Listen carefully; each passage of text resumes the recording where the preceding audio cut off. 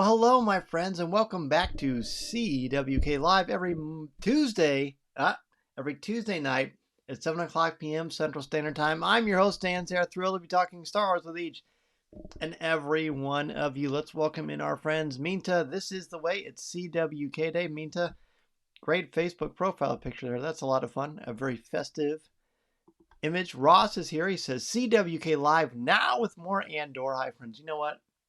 That's good. I wish I would have come up with that. I love it. Jamie is here. Good evening, friends. Happy Tuesday to you all. Hello, Jamie. Great to see you, my friend. Mary is here. Happy Tuesday, everyone. Florida friends, stay safe. Yes, we're definitely going to talk about that very, very soon. Liberty, hi. Welcome back. She says, hi, guys. Long time. Great to see you, Liberty. Jason is here as well. Hi, everyone. Great to be with you tonight. Look, it's wonderful to see all of you. I hope this is a nice escape. There's some really challenging stuff coming on with, of course, Hurricane Ian heading towards Florida and a lot of our friends. And so please stay safe. You know, we're thinking of you all, sending prayers and positive vibes to all of you. This is no joke. I mean, look, I had my meetup. I'm putting this up here because I didn't make a new one. So we had the meetup scheduled for Friday, but that's not going to happen.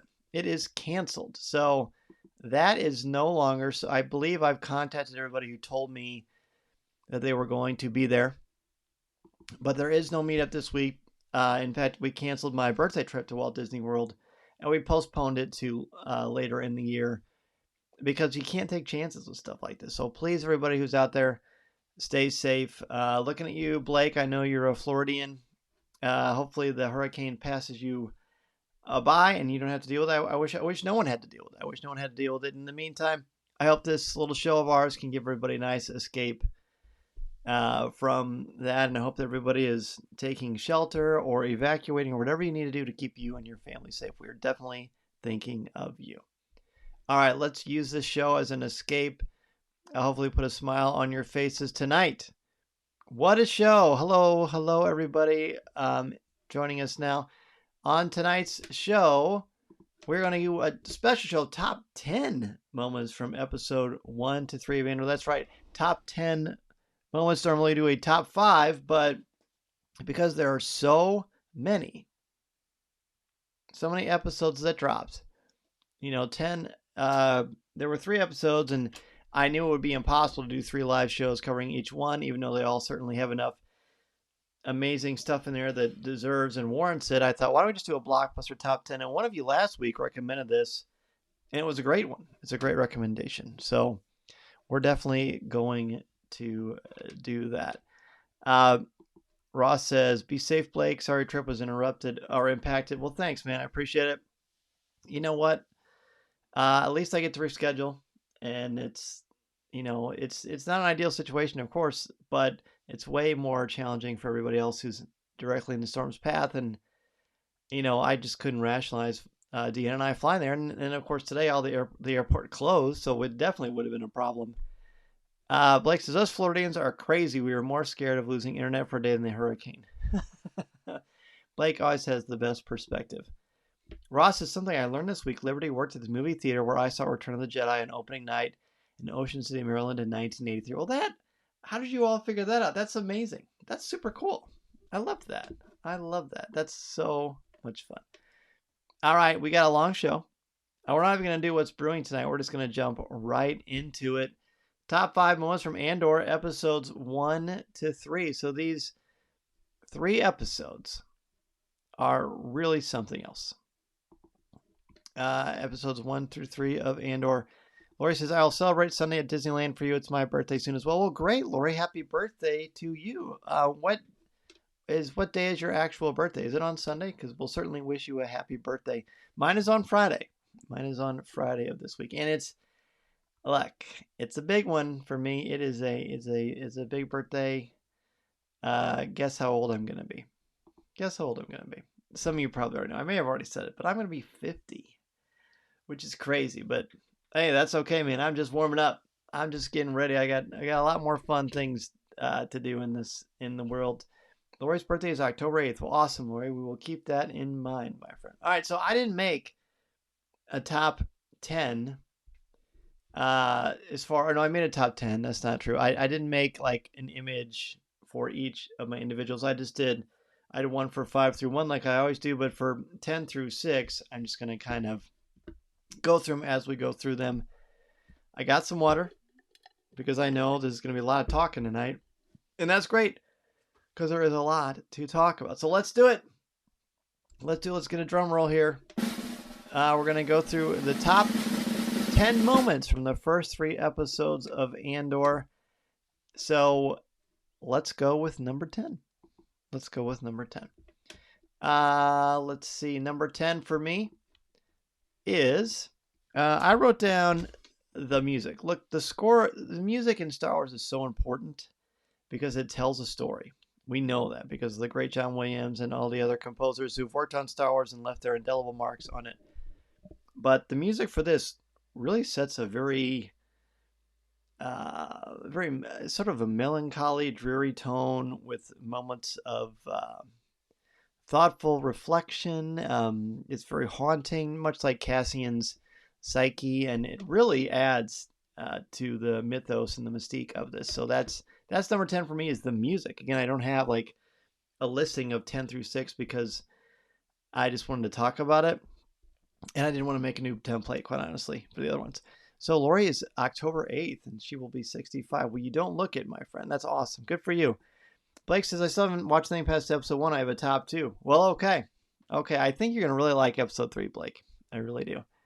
Mary says, the opening title is very cool. The reveal of the symbol and then the name. I love that opening. Every time I watch it, I'm very captivated by it. Minta's number 10 is the opening credit. It was clever how they introduced the show along with the musical arrangement. Well, look at that. Minta and Mary on the same page. I get you once again. Ross is 10, the introduction of Kenari and hearing a new language. We talked about this on CWK Live. Of course, Ross would know this because he was one of my guests. But there were no subtitles in that open in any parts on Kenari because there weren't any. You just had to kind of use context clues, which I thought was cool. Jason's 10. The overall tone and vibe of the show, the gripping suspense draws you in and doesn't let go. It feels very different from other Star Wars series, like I'm watching an episode of Lost. Well, that's a nice comparison. I like that. Jamie's 10, I think I saw his name as Vetch, but the big guy who was hired or asked to be tough when it came time to try and collect money. You tell he was a gentle giant right from the moment you saw him, and that's how Cassian treats him too. And I believe you have the name correct. For sure. Matthew is here. Hello. He says, hi, everyone. Sorry I'm late. You're not late, buddy. You're right on time. Good to see you. Thanks for joining us. Lori says, me too. The opening has an alien movie vibe. Oh, I agree with that. Liberty doesn't have an order. She likes the new droid, B2, right? Is that the name of the new droid? Yeah, a lot of people are going crazy for that droid, and it's fine. It's early, but it's an entertaining one. Okay, I want to make sure I got everybody for their number 10. I'm trying to ration out my voice, but I don't want to miss anybody. 10 for Matthew. Love the sets and the use of practical sets, and it really shows here, I think. Ben is here. What's up, Ben? Ben's number 10. The opening episode name is Kassa. I like how it shows his name is actually different, and then later learn that Andor is actually Marva's surname. I like that too, and I kind of think Kassa might be his name that he's born with, or maybe that's just how his sister pronounces it. I don't know.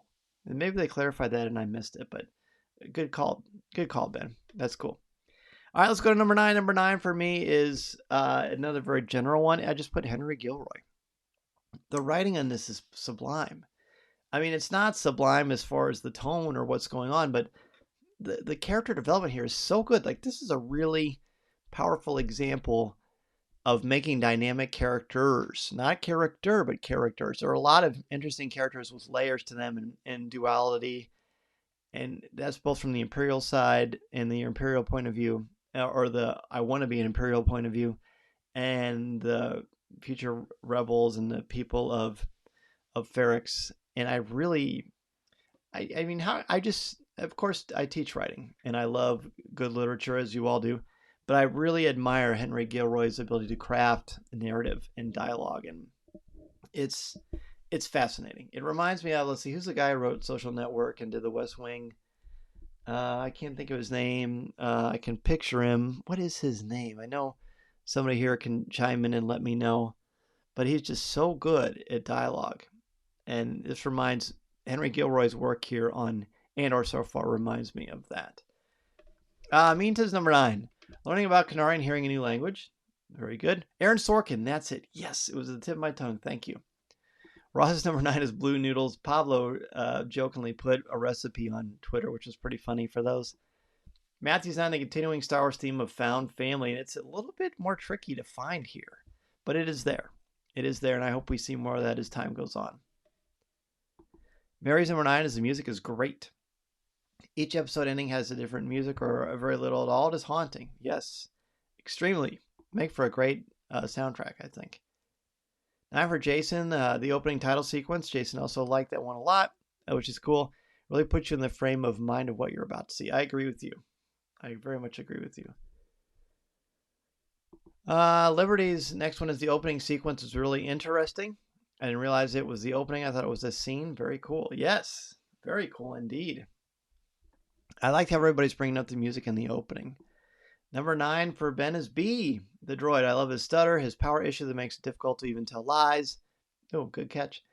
This town feels like it's seen tough times. One of those where everyone is just getting by, and B is a perfect symbol of that. I agree. And man, the people working on Star Wars books, there's so many planets to keep track of. Woo, it's a pretty loaded galaxy. But it's, you're right, Ben. This planet has definitely seen some tough times. You wonder what it was like before the Galactic Civil War, but who knows? Number 9 for Jamie is Life on Kenari. Watching the events unfold after they all witness the ship go down on the horizon. Yes, there's some stunning imagery in this one, isn't there? Really stunning. Okay, I think I got everybody who's chiming in with lists for 9. So I'm going to jump into 8. Number 8 for me, I simply put the speech. When Cyril gives his motivational speech, or he's asked to give his motivational speech, and Linus Mosk and the people that he's with start to clap, it's a really bad motivational speech. It doesn't work. It doesn't command the room or anything else. But it's just a really wonderfully awkward, uncomfortable scene that tells a lot about the dynamics about this group. Also how dangerous they are too, because they're very misguided, and I don't know. It would make a nice essay, but I really like the sequence with the speech because it's effective for the wrong reasons, and I think that's very telling. So I really like the speech that Cyril gives. Okay, let's see. Laurie's next one is a tower guy that took his job very seriously. Yeah, there's a lot. I think you might be talking about Cyril. It's pretty great. Matthew's 8 is seeing the ship scrapyard just like Fallen Order and the Bad Batch. Yes, that's kind of what the Empire does, and they leave everything a husk. And Ben's 8 is Bix. She's very mysterious, independent. She's more important to Cassian than he lets on. He gets very defensive when Marva brings her up. Yes, he gets very fired up. I noticed that even more the second time I reviewed it. Minta's 8. The use of practical effects is a nice change from the constant use of digital. Brings you back to the original Star Wars all over again. You know, I really appreciate that too. I always like when they can blend them together. But I think with the scenery here, even though when you're watching the volume you can't tell, it kind of adds a dimension. I mean, literally and figuratively. 8 for Jason is B2EMO. It wouldn't be a Star Wars without a droid to root for. That's right. That's right. Everyone is excited about this new droid. Mary's 8 is the doggedness of Cyril to find Cassian. Or doggedness, I should say. He has a harsh way about him when in the confines of the office. When he's out in the field, I feel like he's a coward. You know what? I agree. And I think that kind of ties into the awkwardness of his speech. Good call, Mary. Laurie, Cyril Cam's face when it was all over, he was in shock. Yeah, very much like what Mary just said, too. Interesting. Ross's 8 is Brazo continues the story as Andor tells him what lie or alibi he needs to tell from the night before. You can tell how much Brazo cares about Cassian. I remember when you brought that up, Ross, on the show. I like that too. I just really like their interplay, their banter. It's like a serious version of Who's On First, kind of. I really like it. And as a side note, every time I hear the word Brazo, I think of Brazos from the series on Hulu, Only Murders in the Building. But that's another thing. Liberty's 8. Others have mentioned the music, and I'm on board with that. Its tone is set perfectly dark and suspenseful. Yeah, it's so good, isn't it? Really captivating. Jamie's 8 is Mosk. He might be my favorite character in trying to find the Cassian. Love the accent too. Understatement to say he was all in. Yes, Yes, that's cool. That's cool. Mosk hasn't come up yet, I don't think. Oh no, he was. I brought him up. Linus Mosk. He's pretty interesting, and I like how he seems sort of like silly at first, and then you're like, well, this guy's intense. Um, Blind loyalty is a dangerous, scary thing. But yeah, that's a great call, Jamie. All right, that's number 8. Number 7 for me, I put Cyril and Linus Mosk. Every time these Cyril and Linus are together, I like their dynamic. Cyril, his superior, so Linus is instantly loyal to him. What he actually thinks about him in the dark recesses of his brain, I don't know. It'll be interesting to find out, and maybe we will.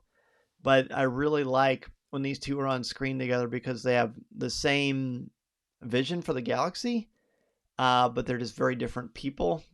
It's just really a cool dynamic. So yeah, I like these two together a lot. So that is my number 7. That is my number 7. Okay. What about everybody else? What is your number 7? We're going through this pretty well, I think. Ross is 7. Nobody here gives it a real name. The worker from the brothel who seemingly helps set the tone for every character we're going to meet. Yes.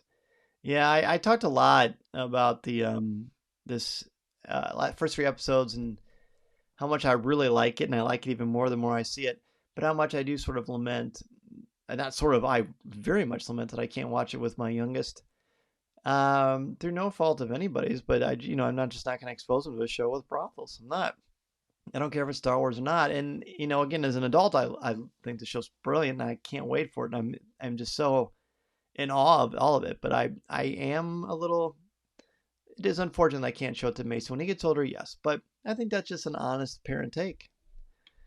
Let's see. Minta's number 7, B2. It reminds me of an R2-3PO hybrid. It is quite clever in a tight situation. Yes, good catch. Good comparison, I should say. Jason 7. Young Cassian's determined spirit. It's fascinating to see that this core part of who he is goes all the way back to his childhood. Yeah, and he tells us in Rogue One, I've been in this fight since I was 6 years old, and we're seeing that. We're peeling the layers back. 7, the argument Cassian had with Marvel regarding who knew he was from another planet. It was some great acting there, wasn't it, Matthew? It was really good. 7 for Mary is Marvel rescuing Kassa and trying to protect Cassian later when Cyril and Mosk show up looking for him. Yeah, that's cool. Marva's a great character. I really like her. Number 7 for Ben. The end scene where Kassa leaves his sister. She just knew it. That was the last moment they saw each other. I know. It was sad. Very, very, very difficult. 7 for Liberty. The corporate Imperials work well in this. The Empire can't be everywhere, and I like this idea of hired security. They are the bad guys other than being stormtroopers or imps. Yeah, with those like light bluish uniforms. Pretty interesting. Pretty interesting dynamic. 7 for Jamie. Marva and her companion to save, or Marva and her compassion, to save Cassian easily could have just left him. Yeah, but she didn't. She's a good person. I'm really looking forward to seeing their relationship and where they go with it in this series. Jason, I agree with you on the seedier elements of the show. I really wish I could just watch it with Henrik, but I guess I'll have to wait a few years. Exactly. And I think that's just like, that's the parent in us. I think that makes sense, and I think that is totally okay. There's some things we're just going to like as adults that we can't show our kids. With Star Wars, it's a bit of a new take, but we'll see. We'll see. I don't think every Star Wars show will be like this. I mean, Marvel has some very mature things and with a little more mature content, I guess I could say. But they still have got stuff for all ages and kids too. So, I'm sure Star Wars will do that. Okay. I believe I got everybody for 7. Let's go on to 6. Number 6 for me is, I wrote Steadfast Cyril. That was almost my number 5, but he's so compelling to me. He's a really interesting bad guy. I think I said on the show last week with Ross and Colby Mead that I feel like Cyril is one of the more interesting characters as far as villains go in Star Wars. I really find him compelling. The actor is terrific. His determination and resolute nature, and the fact that he is, as Mary said, sort of a coward when it comes down to it in battle is really interesting. I was looking forward to his journey as much as Cassian's, quite honestly. So that's cool. It's cool that they did that. Mary's number 6. Luthen's arrival and that entire scene in the warehouse with Cassian. It's apparent he is a very important cog in the rebellion wheel. Yes, he is. First time he's come up yet, but I'm sure that he will. Minta's 6 is Cassian's past. It was a nice way to reveal where he began to the present day. Yeah, pretty smart. Pretty smart. Ross's 6, seeing the destructive mining operation on Canary, it makes Kassa look and feel so small. Yeah, it kind of reminds you, like we said, of Rebels and Lethal too. Jason's 6 is the corporate sector. I like seeing events and stories in this part of the galaxy, and I really like the corporate security uniforms and armor. A great costume design. I'm looking forward to seeing some cosplay of this at future celebrations and things. Lori's next one is Marva talking with the security officer with the primitive alarm bang going on. She was great. Really great. A great sequence. Number 6 for Liberty. The use of sound is really powerful. Both the bell tower guy and the clanging throughout the town, both really cool and different than other things we've seen in towns in this universe. Yeah, I remember seeing the trailer at Celebration with that and thinking, okay, this is different. This is cool. Number 6 for Jamie is the look and feel of the film. Appreciate the grit enough to put it in the middle of my list. I feel like Rogue One is in the top 3 for all of Star Wars, and I love that we were sort of back to that. Oh yeah.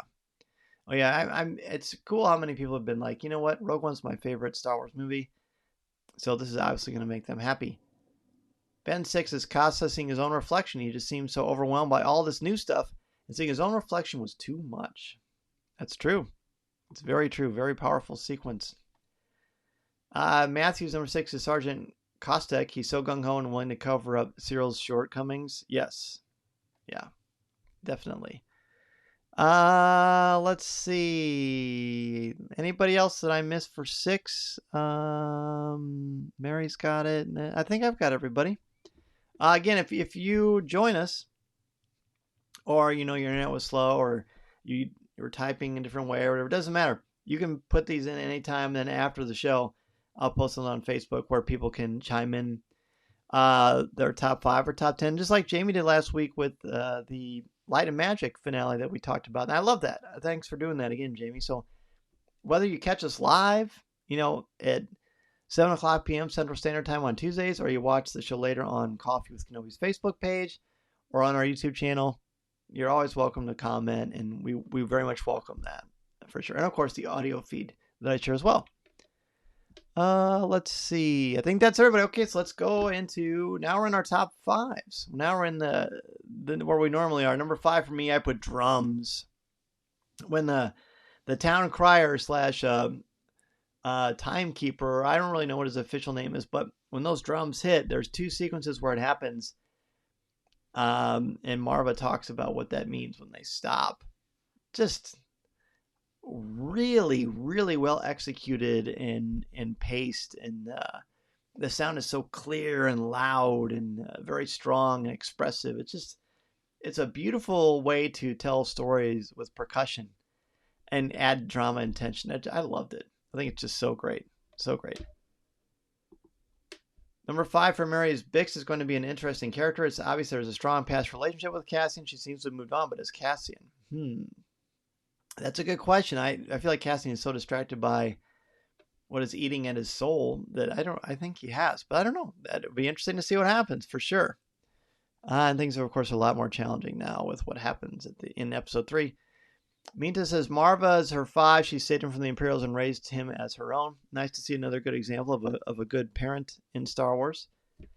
Ross is number 5, shiny, clean B2 versus current, worn down, ragged B2. This story has been through quite a bit.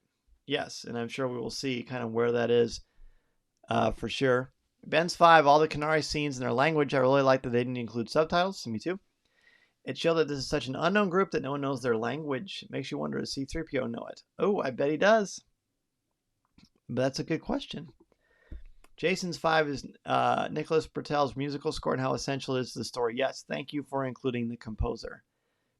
Nicholas Bertel is a master, and this is great. And to think we've only seen the tip of the iceberg of all the music that we're going to get from this series. Lori says, Bix Kayleen is a great character. Yes, Bix is awesome. Bix is really cool. We're going to see a lot more of Bix, I think. Okay, 5 for Jamie. Cyril's reaction that it's his mission he was told to ignore has gone awry. He looks shell-shocked. Yeah, completely can't believe that what he wanted didn't happen. Or what he planned out didn't happen. Liberty's number 5 is the culmination of the flashbacks of the present day and Cassian seeing the sunlight through the front windows of the spacecraft. Such an emotional moment for him tied all together. What a beautiful sequence there. They do a lot of great stuff with light in this series.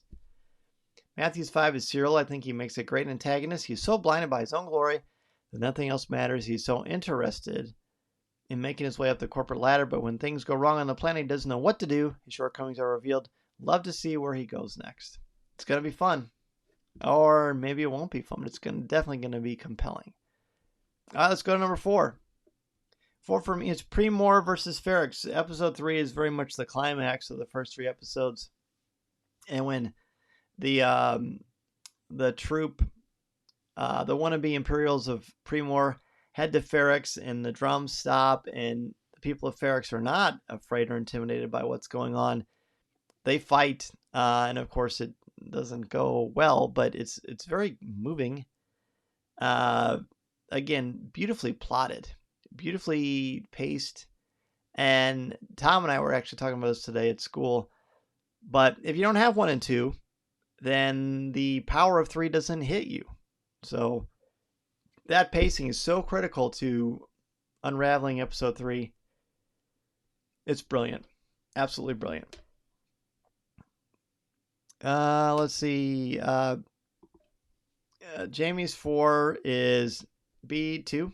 Is it me or do we have more compassion for him than other Star Wars droids? Recognize his personality and feelings right away.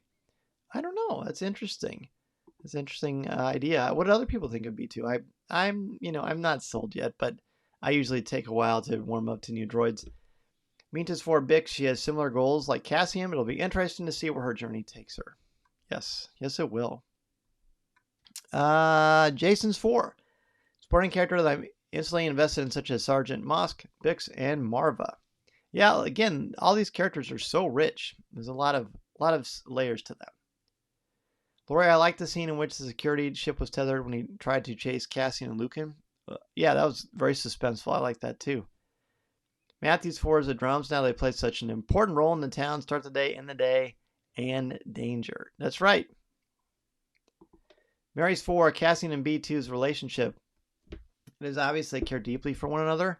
It'll be interesting to see how B2 was involved in Cassian's upbringing by Marva. Yeah, I agree. It's gonna be like a surrogate parent or something like that. It reminds me sort of the nurse from Romeo and Juliet, sort of, but a lot way more intelligent. That's a story for another time. Let's see. What did I leave off on? Ben's 4, meeting all of Cassian's friends and villagers. I like seeing them each one by one. Then as he leaves in episode 3, the camera pans to each of them. I'm nervous for how Cassian's story will impact all of them. That's the thing. Is he really thinking about how it's going to affect his friends and family back home? I don't think so. Ross, number 4, Marva not backing down from the security group, defying them and taunting them. She is excellent. She is a kind of a force in and of herself, which I really like and appreciate quite a bit. Okay. Let's go ahead and jump into the next one. Well, Liberty's Force says, this feels like Rogue One and I love it. Yeah, it's very similar. In fact, I've been referring to it as Rogue One 2.0 because it's just even more intense, if that's possible, than Rogue One. I think so. All right, let's go to number 3. This is actually going great, this top 10, so this is cool. Thanks, everybody. Number 3 for me is Cassian's confession. When he talks to Luthen about what he's done and, the Empires, they're so proud of themselves, and he talks about how he just walks right in because they wouldn't suspect him. And there's I'm not doing it justice, but there's this wonderful bit of dialogue that he has, a bit of exposition, where he talks to Luthen. You can feel the hate radiating from Diego Luna. He's just a terrific, brilliant actor. And his confession here to Luthen is just really rich, really dramatic, and really beautiful. Okay, let's see. Number 3 for Matthew is Marva's speech about the drums. How they get to you when they are banging, but look out when they stop. So powerful. Ben, the shout on Pre-Mor, what a note to start the series on, reminding us that our hero has a dark past. Oof, good call. No one's brought that up yet. Number 3 for Minta is Sergeant Kostek. He's trying to prove to the higher ups that he's worthy of the Empire, even though he needs to loosen up a bit. Yeah, I would say. I would say that is definitely true. 3 for Jason. Cyril. Karn, I don't normally like the rigid Imperial officer types, but Karn's behavior on Ferrix adds such an intriguing nuance that I can't help but be drawn to this character. I agree. I very much agree with you, Jason. Mary's 3, the decoy speeder, fooling all of them and then exploding. I think everyone in the audience realizes the speeder is a decoy. Shows how arrogant the Empire's officers are. Yes, they just can't believe that anyone would defy them. Ross is number 3, percussion. The bell tower, and more importantly, the people with their scrap metal and constant beats, the sound is literally their pulse throughout the day. It's true. It's really cool. Jamie 3, Luthen is just so great, whether it's his ability to stay calm with fun in his face or his preparedness in setting explosives in advance. He's my favorite character. Luthen is my favorite character. Just wait. He's amazing. Let's see. I'm really excited to talk about my number 2, but I'm going to wait and make sure everybody gets their number 3 included in here. Let's see. Liberty's 3 is Marva. I love how stubborn she was to take Cassian with them. She knew he needed them. More found family in Star Wars. It's so funny. And just ironic. The other night on one of the movie classics channels, AMC or something like that, they're showing the old 80s version of Annie, and we watched it. And there's actually some weird parallels. I mean, they're, of course, certainly not one-to-one comparisons. I don't think Cassian's going to break out into song at any point. Well, maybe B2 might. I don't know. But it's just kind of cool. It's just fascinating stuff. All right, I can't wait anymore. I'm going to go to number 2. Number 2 for me is the closing shot of That Would Be Me. So the second episode at the end, the episode entitled That Would Be Me, there's this really, really long shot of Cassian / Diego Luna walking towards the camera. As determined and focused as there, with everything kind of falling apart behind him, but he just keeps pushing forward no matter what. It's so powerful. I would love to know how many times they shot that shot, and I'm assuming it was just one long take. But man, is it just terrific filmmaking. Just the cinematography in this show is dynamite. And that closing shot at the end of the second episode, That Would Be Me, of Cassian just walking towards the camera, is just terrific filmmaking. Tells a lot. I actually have goosebumps now. It's just so cool. Well done. Well done, Andor family. Love it. Number 2 for Minta, the meaning of the drums. The way Marva explained its meaning gave me chills, especially when she mentioned look out when they stop. It was awesome. Nice, a harbinger of things happening. Ben's 2, that's the sound of a reckoning. What a powerful line and moment. It made it so suspenseful when it stopped. I like how quickly Luthen and Cassian hit it off. Yeah, that's good. That's super cool.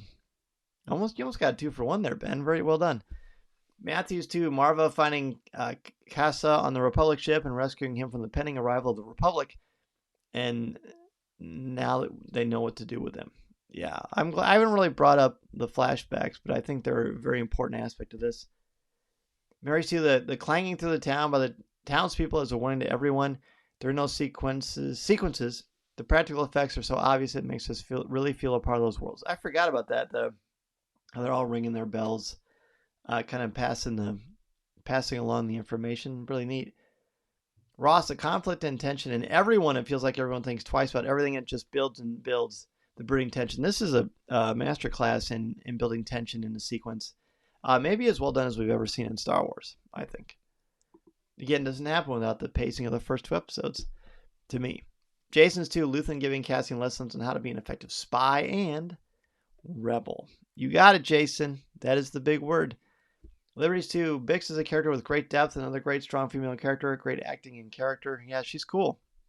She's cool. I was asked to interview her, but I actually couldn't do it, which is unfortunate. She's a cool actor, for sure. Jamie is number 2. All percussion, bell ringing, clanking creates tremendous suspense. Awesome stuff. Yeah, the music here and the percussion that you mentioned and Ross mentioned earlier too is just so good. Matthews 2. The final scene where Cassian is flying off into space shows both that his life will change forever by something he doesn't want willingly to join, but he's bringing him somewhere he needs to be. Yes, sorry, I messed up how I worded that. Matthew, my mistake. But yeah, I agree. It's a great ending. Oh, it's a great ending. I keep saying this because I'm just excited to see what happens tomorrow. Because now that we're doing these Tuesdays, that means on tomorrow is when the new show is going to drop.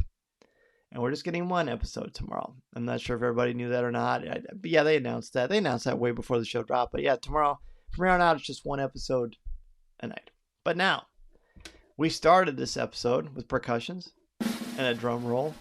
And now we're going to jump to our number one moment. And I'm pretty sure, I feel pretty strongly we're all going to have pretty much the same thing. Well, I mean, I don't know. That's what I just think. Number one, the warehouse battle. Are you kidding me? That sequence with Luthen recruiting Cassian and knowing fully about him, but then also the action and dodging all those ropes tied to those boxes or blocks or whatever they are, it was like beautiful choreography. It was like watching Gene Kelly or Fred Astaire dance. It was just so good. And then again with the character stuff of the two of them talking and Luthen recruiting Cassian and showing him, look, what are you doing? Come with me and let's do something. Let's really do something. It was just terrific. Again, a terrific, one of my favorite little battle sequences in Star Wars in recent memory. I love it. So dynamic. So dynamic. And as I'm looking out here at your post, it looks like a lot of you are going to have very similar reactions. Mary's one is the last scene that rotates between Kassa and Marva's ship and then Cassian and Luthen's ship. Look in his eyes as a young child, now as a young man, who's seen so much already in his short life. Isn't it lovely? It's so good. Minta's number one, the chemistry between Cassian and Luthen was well done. Luthen was able to convince him to come to rise against the Empire, even as he set out the explosives and walked away like nothing happened. It was so like Mission Impossible. So cool.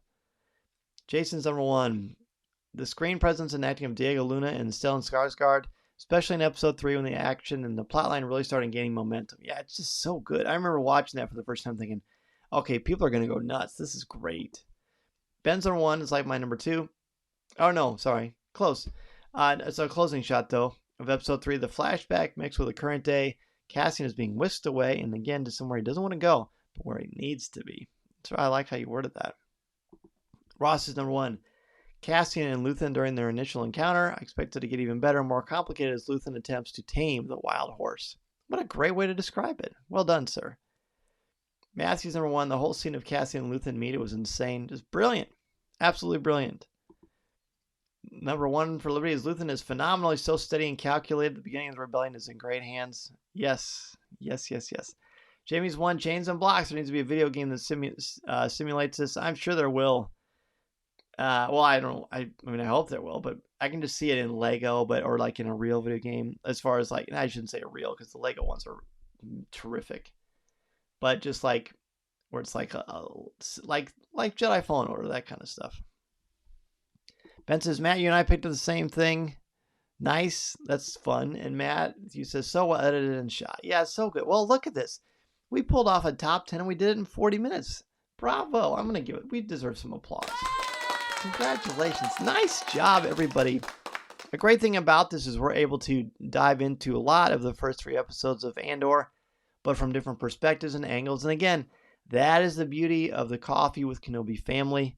That is the beauty of this amazing community that we have, because we've got different perspectives and different takes, and we just dive in. Blake, I'm hoping that this makes you want to watch episodes 2 and 3, bud, because it really pays off in episode 3, for sure. So next week, speaking of payoffs, next week's episode, next week we're going to do top 5 moments again.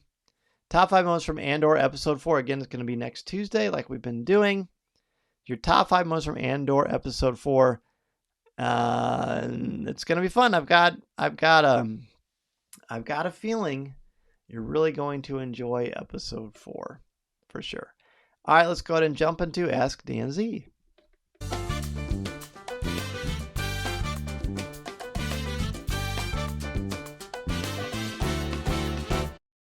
Isn't it ironic that this week, when I have my drink of water and we're doing twice as much, my voice doesn't run out at all. But last week it did. Who knows? Who knows how the Force works, everybody? Hard to say. Matthew says, great job, everyone. That was fun. You all did a great job. You know what else is great? Being a member of the CWK Alliance. We have so much fun in the CWK Alliance. That is a place where you can go to support the show and support me. And because of the CWK Alliance, I do the amazing things that I'm able to do because of Coffee with Kenobi. And I can't thank you enough. If you're interested in becoming a member of the CWK Alliance, please go to coffeewithkenobi.com/CWK Alliance. And yes, you're helping me for as little as $1 a month. But for as little as $5 a month, you get access to CWK Pro. For this last few weeks, I did a deep dive behind the scenes of covering the D23 Expo. We've been looking a lot at all the episodes of She-Hulk. And I'm going to talk to Corey and Tom, hopefully, about Andor and what they think about it. So I think that's going to be a good time, a really good time. But CWK Pro is a ton of fun. It's an exclusive weekly video podcast or audio podcast, depending on how you choose to support the show. Hosted by me and the original co-host, Corey Clubb, and of course, Tom Gross. So fun. All right, let's see. We've got some questions here. Let's see what we got. Mary says, after episode 4, will you be in the dark about what's coming up? Yes, I will. I've only seen the first 4 episodes. So yeah, then after that point, I'll be completely in the dark, which I really like, to be honest. Ross says, how's Mason handling not being able to watch Andor? Is there any confusion? Not at all. He doesn't seem to mind at all. He trusts me. And I say, buddy, I don't think this one will be for you until you get older. And he says, okay. And then he just goes on and does his thing. Like he was like that with Moon Knight. And then I showed him the first episode of She-Hulk and he was like, oh, it's fine. But he just didn't seem all that interested in it. And probably it's probably not where he's quite at 9. But he's been great about it, Ross. I appreciate you asking. I do think someday he will love it, but not yet. Certainly not yet. Don't forget this week that there will be no meetup at Walt Disney World because of Hurricane Ian, which is slowly heading towards all parts of a bulk of Florida. I've been watching it really, really closely. I just want everybody to be careful and stay safe. Do whatever you need to do to take care of yourself and your family, because this is no joke. This storm is no joke. So, all right, it looks like that's it for questions. So that is going to do it for this week's CWK Live. I want to thank all of you for joining me, whether it was live at 7 o'clock p.m. Central Standard Time on our Facebook page, or later on Facebook watching the video recap on our YouTube channel, which I hope you will subscribe to. And then, of course, the audio feed of this show that drops every night. Not every night, but on Tuesday nights. After I do this, I take the audio and I upload it to the podcast feed. Matthew says, tried to show my voice on Andor, and I think it was dark for them. They quickly lost interest. Yeah, I could see that too. I could definitely see that. Mary, have a great week as well. Matthew, have a magical week, and may the Force be with you. Thanks. Thank you, Matthew. Thank you again, everybody, for joining us. Ross says, thanks, Dan. Great seeing everyone's thoughts on the first 3 episodes. Happy Andor Eve. Yes, happy Andor Eve. Ben, thanks for this, everyone. Great hearing what you all loved about these episodes. It was fun. This is, again, so much fun to be in this community because we just celebrate what we love. We don't worry about stuff that didn't work as much. We focus on what we love, and I think that's just a good philosophy. Liberty says, nice to hang out with all of you. Liberty, thank you so much. Great to see you. Blake, good night to you, my friend. Matthew says, happy birthday. And thanks so much, man. I appreciate it. It's coming Friday, and I'm looking forward to the birthday. I'm not one of these people that doesn't like birthdays. I love my birthday, so I'm looking forward to Friday. Jason, it's great to be with all of you tonight. Have a great week. You too, man. Definitely stay safe, Blake, and everybody in Florida and in the vicinity of this hurricane. Meantime, may the Force be with you as well. Thanks, everybody. Be safe. Be well. And B2? Is that a thing? Sure, why not? All right, we will see you next time. Thanks, everybody.